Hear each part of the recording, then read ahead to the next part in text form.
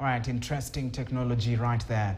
Taiwan, ruled Kinmen, is an island only a few kilometers from China. It has been the first line of defense against China for Taiwan's government.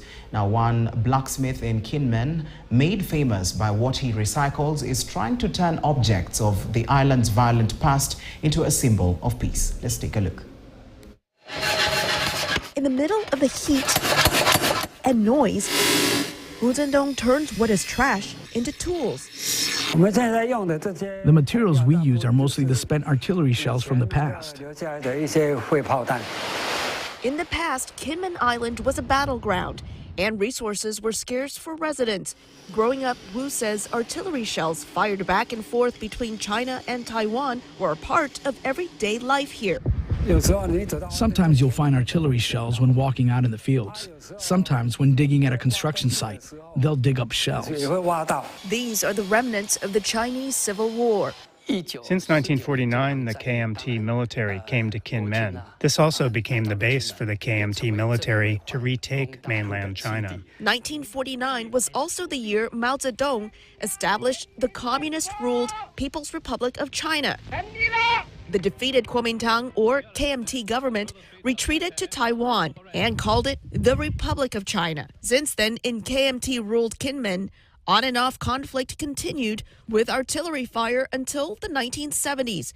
That included a month and a half of shelling that started on August 23, 1958. Hundreds of thousands of shells hit Kinmen. When that ended, the communists and KMT agreed to shell each other on alternate days. With an ample supply of raw material, these shells take on a new life in Wu's hands. We are making something useful out of waste, making household tools and knives. Wu has been making knives for 50 years. In that time, he has seen China change. It's most obvious at night. Going back and forth in these 30 years, China keeps improving. When we go there compared to going to Taipei, it's hard to tell that it's a communist country.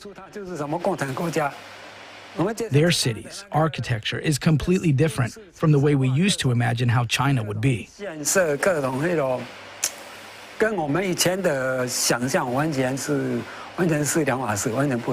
Many Kinmen residents hope as China progresses, there would be more common ground between the two sides of the Taiwan Strait, even as the ideologies of communist China and democratically ruled Taiwan differ. We only hope both sides of the strait can use a gentle and a peaceful approach toward each other, instead of one of opposition. The